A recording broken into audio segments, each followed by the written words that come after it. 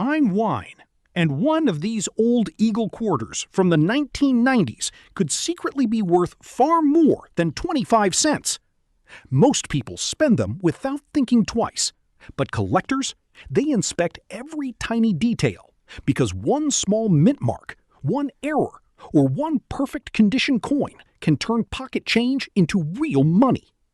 And today, we're starting something big. This is part one of our 5-part journey through American coins by decade. We're kicking things off with the 1990s, and next episode, we're diving into the legendary coins of the 1980s. Now here's the crazy part. Millions of these quarters were made, but very few survived in pristine condition, and even fewer have the rare details collectors are hunting for today. So before you skip this video, go grab your old quarter jar, your wallet, or that dusty box in your closet, because one of these coins might already belong to you. Let's start with the 1990 Washington Eagle quarter. This quarter features George Washington on the front and the famous eagle design on the back that America used for decades before the state quarters arrived in 1999. The design itself became a symbol of strength, patriotism, and everyday American life. Now, most 1990 quarters are only worth face value, but condition changes everything. If you find a 1990 quarter in uncirculated condition, meaning it looks almost brand new, with sharp details and strong luster, collectors can pay anywhere from $5 to $20, depending on the grade. But here's where things get interesting. Some 1990 quarters were struck with errors.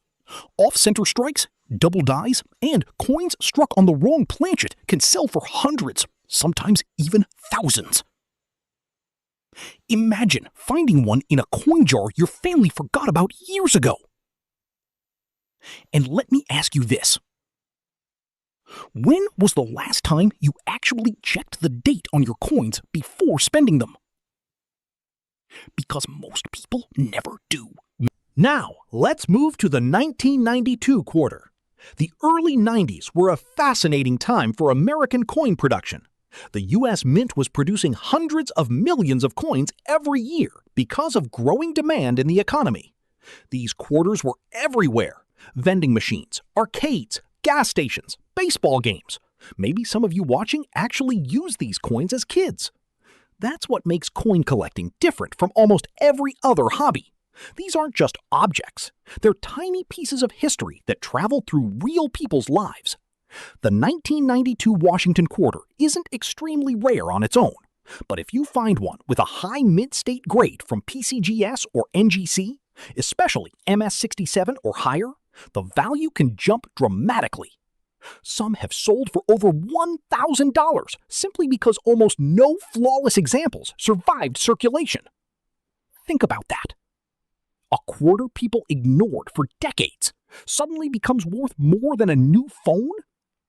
And here's another thing collectors look for: mint marks. Check under the date.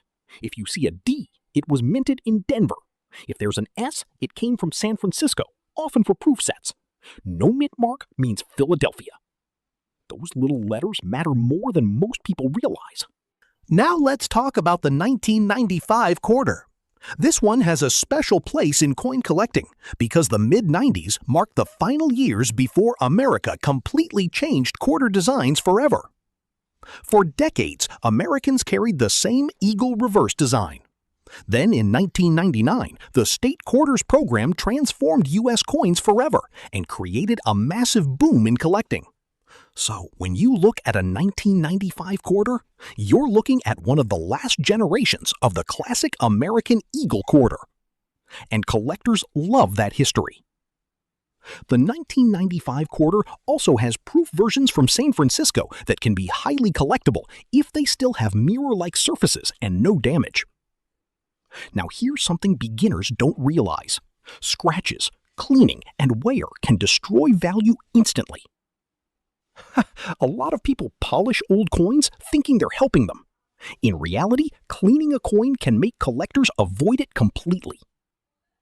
So, if you think you found something valuable, never scrub it. Store it safely, handle it carefully by the edges, and compare it to sold listings or grading examples online. That one habit alone can save you hundreds of dollars. Now, let's move into the 1996 quarter. This year matters because 1996 was close to the end of an era for traditional American quarters. And by this point, fewer people were saving these coins because nobody expected them to become collectible. That's exactly why high-grade examples are hard to find today. One fascinating thing about coin collecting is that rarity doesn't always mean age. Some coins from the 1800s are easier to find than modern coins in perfect condition because collectors protected older coins more carefully. But 1990s quarters? Most were thrown into pockets, cash registers, cup holders, and vending machines for years. So when collectors discover one with nearly flawless surfaces, it becomes special. And here's a question for you. Do you think modern coins from today will become valuable 30 years from now? Because people in the 1990s definitely didn't expect these quarters to become collectible either. Finally, let's talk about the 1998 Washington Eagle Quarter. This coin is incredibly important historically because it was the final full year before the state quarter revolution began in 1999.